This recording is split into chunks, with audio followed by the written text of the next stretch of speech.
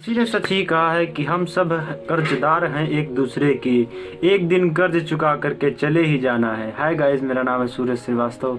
एक छोटी सी कहानी, ये कहानी है एक राजा की। एक बार की बात है कि एक राजा जो थे, उनकी बहुत सारी रानियां थी और जिसमें से एक उनकी मेन रानी थी जिनको बहुत ज़्यादा प्यार करते थे।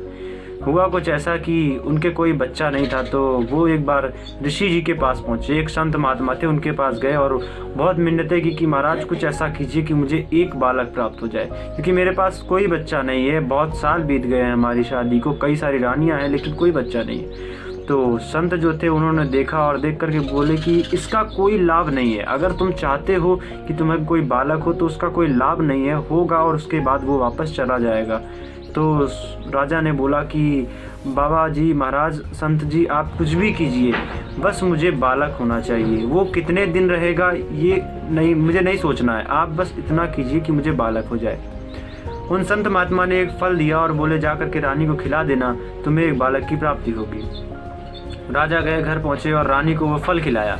फल खिलाने के बाद उनको एक साल के बाद में एक बच्चा हुआ, एक बच्चे का जन्म हुआ। बहुत प्यारा सा बच्चा था उनका और बच्चा 5 साल तक उनके पास रहा और वो राजा भूल गए थे जो संत ने उनसे कहा था। 5 साल के बाद में उस बच्चे की मृत्यु हो गई और रोने लगी सब लोग खूब रोए। और जब खूब रोने लगे तो तब थोड़ी देर बाद वहाँ से नारद जी गुजरे। नारद जी को देख करके राजा ने कहा कि देवर्षि, कुछ कीजिए, मेरे इस बच्चे को जीवित कीजिए, मुझे ये बच्चा अपना जीवित चाहिए। तो देवर्षि ने कहा कि ये तो नामुमकिन है, असंभव है, क्योंकि जिसकी एक बार मृत्यु हो गई उसको पुनर्जीवित करना असंभव हो जाता है।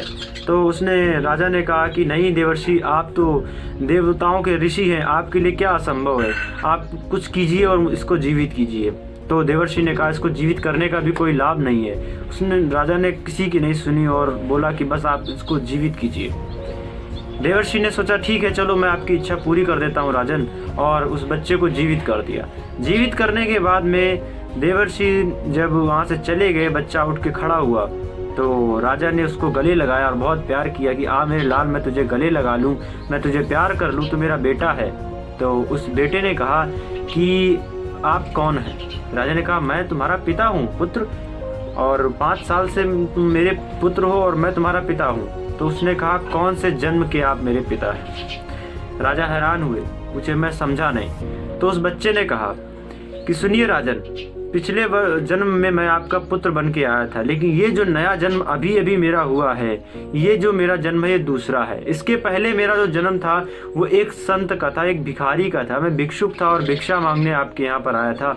आपने और आपकी रानी ने मुझे कुछ कंडे दिए थे और थोड़ा सा आटा दिया था, जिससे मैंने 5 रोटियां बनाई थी, और उस कंडे में बहुत सारी चींटियां थी जिनको मैंने जला दिया था और जल करके वो चींटियां मर गई थी।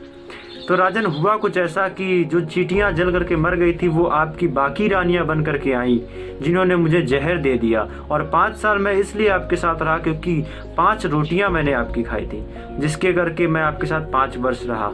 तो दोस्तों, ये कहानी हमें ये सिखाती है कि जीवन में जो भी हमारे साथ में लोग जुड़े होते हैं या जो भी हमारे लाइफ में होते हैं, हमारे घर के हों, हमारे दोस्त हों, हमारे संबंधी हो, वो सभी एक दूसरे का कर्ज चुकाने ही इस दुनिया में आए होते हैं। तो किसी के आने जाने का दुख तो सभी को होता है, लेकिन एक बात याद रखें कि हम सब दुनिया में एक दूसरे का कर्ज चुका रहे हैं।